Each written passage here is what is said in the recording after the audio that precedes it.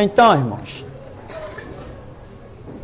eu não sei se eu fiz alguns cálculos errados com os números a partir de 1948 ou etc., outras datas que usamos aí, somando com o tempo de Noé, etc. Mas veja bem, a base, o ponto de princípio que nós partimos para aqueles anos que nós acharmos, é aí. Isso está girando em torno de 2059,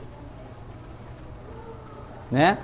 Ou, se uns meses para frente, outros meses para trás, vamos dizer 2058, a 2068. Tudo que nós encontramos na Escritura, todos os sinais, simbologias, as numerologias bíblicas, tudo nos joga dentro desse período aqui, que ele varia de, né, vamos dizer, mais ou menos 10 anos. Tudo que nós temos encontrado cai, os cumprimentos aqui dentro.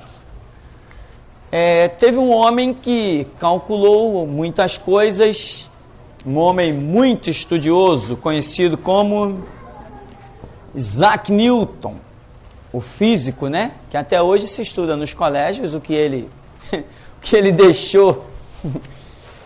Ele era bom. Ele calcula que o retorno de Cristo no Monte das Oliveiras será em 2035. Eu acho que ele errou. Por que eu acho que ele errou? Porque tenho certeza que o conhecimento dele a nível de Novo Testamento fica muito a desejar, logicamente, né? Quando que Isaac Newton morreu? Quem sabe? Ninguém sabe, né? Pois bem, eu creio que o conhecimento dele não permitia a ele certas coisas. Ele não entendia o que hoje nós entendemos. Porque à medida que o tempo passa, as coisas são reveladas. O que o anjo disse para Daniel? Daniel fala o seguinte: Senhor, eu não estou entendendo. Aí um gritou lá: Gabriel, ensina ele aí, explica para ele. Aí Daniel, entendeu? Não, meu senhor, ainda não entendi. Não foi assim que aconteceu? Aí que o anjo diz: Daniel, então sela as palavras da profecia deste livro, porque ainda para tempo distante muitos correrão de um lado para o outro, e o saber deste livro se multiplicará. Quando aparece ali a expressão e a ciência se multiplicará, aquela palavra é traduzida por saber se multiplicará. O saber do livro, das profecias se multiplicará. Quando?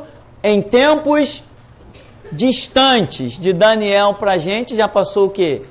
2000 e sei lá quantos anos, né? 2.700, 800 e por aí, quase 3.000 anos.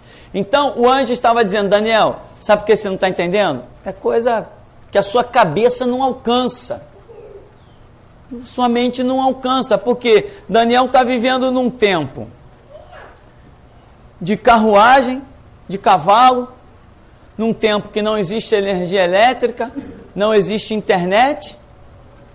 Só se ele tivesse um computador de pedra. Não existia nada, eu não sei o que eles faziam na vida, alguma coisa eles faziam. Não existia shopping, as mulheres lá iam ficar desesperadas. Daniel está vivendo um tempo completamente diferente. Aquelas palavras não faziam sentido na memória dele. Você entende isso?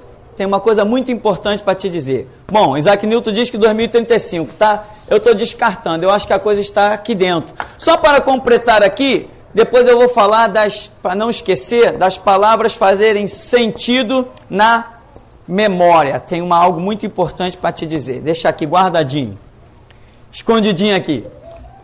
Eu quero que você... Uma última informação sobre isso aqui.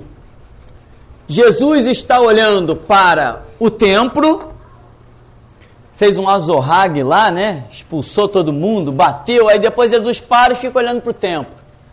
aí é cercado, alguns o interrogam, tal, aí joga algumas palavras contra ele, ele diz assim, ó, derribar esse templo. Ele fala assim, ó, derribar esse templo. Ele olhando para o templo, derribar esse templo, e em 3 dias o reerguerei. Aí os homens falam, como é que é? Esse templo demorou 46 anos e tu em 3 dias o reerguerás? Um escândalo. Aí o evangelista, eu não concordo com ele não, tá, irmão? Mas ele escreve dizendo, Jesus falava da sua morte, porque ele seria morto e ao 3º dia ressuscitaria. Então ele estava deixando uma profecia sobre a sua morte. Amém, tudo bem, pode ser. Mas só que Jesus está olhando para o templo. Derribar esse templo e em 3 dias o reerguerei. O templo foi derrubado? Quando? Ano 70 depois de Cristo. O templo foi derrubado. Aí Jesus diz assim, em 3 dias o reerguerei. 3 dias é 3º milênio. O templo foi derrubado no ano 70. Penso eu que o retorno de Cristo para os judeus não ultrapassará de novo o tal do 70. Não vai ultrapassar. Jesus vir depois do ano 2070, para mim, está descartado. Para mim, pessoalmente, para mim. Não é doutrina da igreja, não é nada, não. Ninguém tem que crer como eu, não. Só estou aqui passando aquilo que eu tenho chegado às minhas conclusões. Posso estar errado? Posso, claro que posso estar errado. Pedro errou, Paulo errou, João errou, Tiago errou. Tantos errados, eu posso errar também. Mas também posso estar certo. Então, derribar este templo e em 3 dias eu o reerguerei. Ora, nós sabemos muito bem que um templo, perante os olhos de Deus, não é erguido quando tijolo é posto em cima de tijolo. Um templo erguido fisicamente só, o que tem que ter nele? O Espírito da glória de Deus, o mover do Espírito Santo tem que estar nesse templo, senão ele não está erguido. Ele pode estar construído, edificado, mas erguido perante os olhos de Deus, tem que ter o Espírito movendo na questão. Então, Jesus diz, em 3 dias o reerguerei. Significa que no 3º milênio, ele tem que estar dentro deste templo, para que o templo realmente esteja erguido. Você acompanhou a minha linha de raciocínio? Então, neste 3º milênio que vivemos, Jesus Cristo certamente se assentará dentro de um templo em Jerusalém. Qual? Outro construído à semelhança daquele que o Império Romano destruiu no ano 70. Então, nossos calendários são confusos e turbulentos, mas de 2070 não passa. Jesus Cristo volta neste século e volta antes do ano 2070. Muita gente fica desesperada. Não, tão cedo assim não. Ainda nem fiz meu concurso do Banco do Brasil. Não, eu tenho que passar na prova da Marinha ainda. Peraí, eu não tive nem tempo de pegar na Bíblia. Não, peraí, deixa eu ver aqui. Não, quando Jesus voltar, eu vou estar só com 25 anos. Não, nem curti meu salário. Não pode não. Eu tenho projeto de comprar um carro zero. Não, ainda quero estar bem de vida, construir uma casa bonita. Quero ver os meus filhos na faculdade. Aí Jesus pode voltar. Esse não está vigiando, não está esperando o retorno do seu Senhor, né? Se Jesus tivesse que voltar agora, eu dizia assim, Maranata, ora vem, Senhor Jesus, né? Como eu queria, o meu maior desejo é partir desse mundo, meu maior desejo. O Senhor Jesus está orando lá no Monte das Oliveiras, que ele vem e retorna seu discípulo enquanto está dormindo, 1ª, 2ª, 3 vezes. Aí ele diz, será quando o Filho do Homem retornar à terra, achará fé? Exatamente. Será que ele vai achar fé? que as pessoas estão preocupadas consigo mesmo. Aquele Shedd, um teólogo, Shedd, coitado, teólogo, não sabe nada aí, tadinho. Tem a Bíblia aí de comentário de Shedd, livros escritos por Shedd. Puxa vida, misericórdia. Também tinha que estar fazendo palestra dentro dos batistas, né, meu irmão? Sinto muito. Que tristeza. Aí eu fui lá na palestra. Aí eu perguntei assim, o que o senhor acha? Hoje a igreja está todo mundo preocupada consigo. Eu estava dentro da Igreja Batista da Esperança. Eu falei, cada um pensa no seu próprio salário, cada um pensa na sua própria casa, cada um pensa no seu próprio filho, cada um está preocupado com a sua própria vida. O senhor acha que a igreja no Brasil está preparada para o retorno de Jesus Cristo? Aí ele falou assim, não, no Brasil não. Ele me respondeu assim, não, no Brasil não. Na China pode ser, na Coreia do Norte, mas no Brasil não. E não está, claro que não está. As pessoas preocupadas com a sua própria vida, ninguém está aí para a igreja, ninguém está aí para o reino de Deus. A preocupação da pessoa é o seu emprego, é o seu salário, é o bem-estar do seu filho. Bem-estar do seu filho é se ele abre a boca e fala de Bíblia, meu irmão. Esse é o bem-estar dele. Mas não é isso que as pessoas pensam. Então, Jesus disse, derribai este templo e em 3 dias o reerguerei. Então, neste terceiro milênio, será construído o templo em Jerusalém novamente e Jesus assentar-se-á nele. Todavia, ele vai assentar no terceiro dia, quando? Terceiro milênio. Ele vem como está escrito, na manhã do terceiro dia. Ele vem no romper da alva. Ele vem na alta madrugada. Ele vem de manhã cedinho. Essas são as expressões que nós encontramos nos evangelhos de Mateus, Marcos, Lucas e João. Que ele vem na manhã, ele vem no romper da alva, ele vem na alta madrugada, ele vem de manhã cedinho, logo após a meia-noite. Logo após a meia-noite. Meia-noite é o reinado do anticristo. Então, são expressões que nos dão a entender que assim que toma início um terceiro dia, um novo dia, Jesus se manifesta. Então, assim que dá início o terceiro milênio, Jesus se manifesta. Se é no início, tem que ser antes de se completarem 100 anos, senão ninguém vai achar mais que é no início. Jesus está prestes a vir, mas com certeza vai pegar a igreja dormindo, mas nós estamos fazendo o nosso papel, nós somos o grito da meia-noite. Nós vamos gritar. Teve um sonho engraçado que uma irmã teve, em que estávamos assim num lugar, eu acho que eu não estava nesse sonho. Aí um irmão saía assim, tipo de uma cabana, ia no meio de uma multidão, e gritava.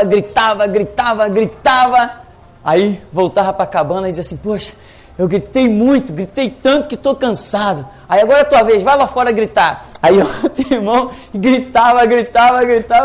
Aí voltava. Eu falei, isso aí é o período turbulento do reinado do anticristo. Vai ter gente, né, que quando o anticristo estiver já no poder, vai ter gente gritando na meia-noite, gritando para acordar igrejas e poucos serão despertados, poucos. Aquilo que diz 5 eram nécias e 5 prudentes, não tem nada a ver com 50%, nada.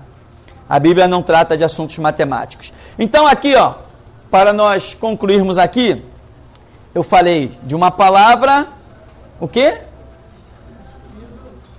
Dentro da sua memória, sim, usando como base Daniel, né? Por que Daniel, o anjo diz para ele, olha Daniel, poxa, um anjo explicando, e ele não compreendeu? Por que ele não compreendeu se o anjo estava explicando? O anjo não tinha o dom não tinha o dom do ensino, né? O anjo não tinha sido formado em nenhuma faculdade, não sabia ensinar. A questão é que dentro da cabeça de Daniel não tinha degrau suficiente para ele compreender aquilo. O ensino, ele não é instantâneo. O ensino é o quê? Ele é progressivo. Ninguém entra no colégio aprendendo equação do segundo grau. Não poderia aprender? Não, não poderia. Como é que você vai fazer uma equação do segundo grau se você não sabe fazer uma do primeiro? Não sabe calcular uma raiz quadrada? Então, meu irmão, veja bem, o ensino ele não é instantâneo, ele é progressivo. Dentro da cabeça de Daniel, faltava muita coisa até ele compreender o que seria o reinado do anticristo, a morte do Messias, arrebatamento de igreja, aliança com os judeus, governante mundial. Isso eram coisas que na cabeça de Daniel eram, vamos assim dizer, degraus que faltavam. O anjo está falando de uma coisa concernente ao fim, mas Daniel está aqui, olha, vamos dizer assim, ó, no segundo degrauzinho. A cabeça de Daniel está vivendo no mundo daqui, e o anjo está falando de coisa lá do fim. Tudo isso aqui que está faltando para Daniel vai fazer com que ele não compreenda. Jesus não chegou reunindo os seus discípulos e dizendo assim: olha, o que vai acontecer é o seguinte, o Filho do Homem será entregue em Jerusalém, vão crucificá-lo, vão fazer dele tudo quanto quiser. Quando que Jesus dá essa palavra? A Bíblia é enfática em dizer que Jesus falou isto quando? Quando Pedro recebeu a revelação e disse: tu és o Cristo, o Filho do Deus vivo. Ah, bem-aventurado Simão Bar-Jonas, não foi a carne e o sangue que te revelou, mas meu Pai que está no céu. Aí sim, a partir do momento que houve o entendimento de um degrau, que ele era o Cristo, o Filho do Deus vivo, Jesus falou assim: opa, já que vocês estão entendendo que eu sou o Cristo, o Filho do Deus vivo, vou contar uma coisa para vocês. Eu tenho que ir a Jerusalém e morrer na mão dos pecadores. Pedro tinha recebido uma revelação, mas ainda não havia assimilado a realidade do que havia recebido. Semelhante a Daniel, não havia assimilado a realidade do que tinha recebido. Como eu costumo dizer, Paulo recebeu. Tá, Paulo pode ter recebido alguma coisa, mas ter entendido é outra história. E essa é uma realidade para mim. Muitas vezes você não recebe um sonho profético e não fica sem saber o que significa? Você recebeu, mas entendeu? Não. Vai entender depois de muita oração, muita pesquisa, muito estudo, aí que você vai entender. Então, a revelação vem, mas o entendimento é muito diferente. Pode se dar instantaneamente, como pode se dar daqui a um ano. Então, tu és o Cristo, Filho do Deus vivo. Ah tá, olha, eu vou a Jerusalém para ser entregue nas mãos dos pecadores. O que Pedro diz? O mesmo que diz que ele é o Cristo, Filho do Deus vivo, quando Jesus traz um novo degrau dizendo a respeito do que vai acontecer com ele, Pedro diz: não, tu não vai não, de modo algum. Aí tem aquele bate-boca, aí Jesus diz: para trás de mim, Satanás. Acabou de receber a profunda revelação, ser chamado de bem-aventurado, não entendeu, não assimilou, não ruminou a revelação, aí se opõe aos propósitos de Deus. Mas o fato é que Jesus só diz que tem que ir a Jerusalém e morrer nas mãos dos pecadores, depois que a revelação de que ele é o Cristo já está no meio dos seus discípulos. Isso prova que o ensino, as revelações são trazidas progressivamente. Então, Daniel não tinha condição de entender, porque faltava para ele todo o contexto histórico de que hoje nós estamos vivendo. Faltava para Daniel uma lacuna impressionante de algo que somente ia acontecer no tempo chamado graça, em que ele não ia viver e ele não tinha noção do que seria esse tempo. Daniel não poderia supor que o Messias, o Cristo, aquele profetizado em Gênesis por Abraão, que viria a ser morto pelo seu próprio povo, e Deus, por causa do sangue desse Messias, morto pelo seu povo, geraria um tempo chamado graça, em que ia parar a contagem das coisas com Israel e ia dar um espaço para os gentios. Isso não entrava na cabeça de Daniel? Como que isso ia entrar na cabeça de Daniel? Se até hoje tem pastores que não conseguem entender isso, como que Daniel ia entender? Diz para Elias uma coisa dessa para ver se Elias ia entender. Eliseu? Não. Que isso? Deus vai enviar o seu filho, seu unigênito, e o nosso povo vai matá-lo? Não deve ser bem assim a história. Essas coisas não entravam na cabeça deles. Então, é isso que acontece, meu irmão, na sua memória. Se você perde uma pregação, pode ser que fique faltando na sua vida um degrau. Quando vem a outra revelação, a outra mensagem, você não compreende porque está te faltando degrau. Deus preparou um tempo para te trazer uma revelação. E olha que Daniel era um homem aplicado, mas o tempo, o anjo especifica para ele que o tempo era muito distante, não era para o tempo dele. Ele caminharia em paz e receberia o galardão dele, mas o tempo daquelas coisas não era para ele. Então ele não conseguia compreender e o anjo, em outras palavras, não tinha como perder tempo de explicar para ele que ele não vai entender mesmo. Agora, o nosso tempo é esse aqui, ó. Nós estamos aqui, no tempo do fim. Nós temos que conhecer tudo que está determinado para acontecer nesse tempo. Daniel, é dito a respeito dele, disse até a respeito de Lúcifer, né? Tu és sábio, é mais sábio que Daniel. Não tem segredo que se possa esconder de ti, mostrando que Daniel era um homem sábio. O que concernia ao tempo dele, ele tinha tudo em mão. Deus revelava tudo. A revelação daqueles animais, do bode, com os 2 chifres, que bate no carneiro, os sonhos da estátua de Nabucodonosor, toda aquela coisa gloriosa, Daniel está lá dando interpretação e ensinando e instruindo os judeus e fazendo uma obra tremenda. Mas quando a coisa foge do tempo dele, ele fica sem entender, mesmo o anjo explicando. Então hoje, se você perder os passos do ensinamento, daqui a pouco você está vindo na igreja só porque a porta está aberta. Entende? Mas entendimento você não vai ter nenhum. E quando soar a trombeta em que Deus te convoque para uma obra, que Ele te examinar, você fica fora, Ele não te chama. Porque Deus não chama quem está na igreja, né? Deus chama quem tem conhecimento. A obra só é feita com conhecimento. Não existe outra maneira de fazer a obra.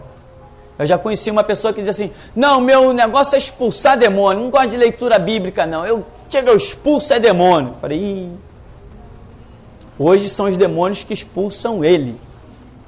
É sério, estou te falando sério. Caiu a tal ponto, ficou tão envergonhado que foi morar em outro estado. Nada nos sustenta além da Escritura. Sem a Escritura você está perdido, meu irmão. Hoje tu é a glória, amanhã tu é o lixo.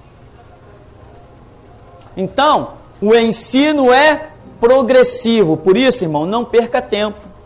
Como eu disse para você, né? Tem um rapaz que eu conheço aí da Igreja Batista que agora, tem 1 mês atrás, foi consagrado a pastor. Que desgraça. Mais um a caminho do inferno.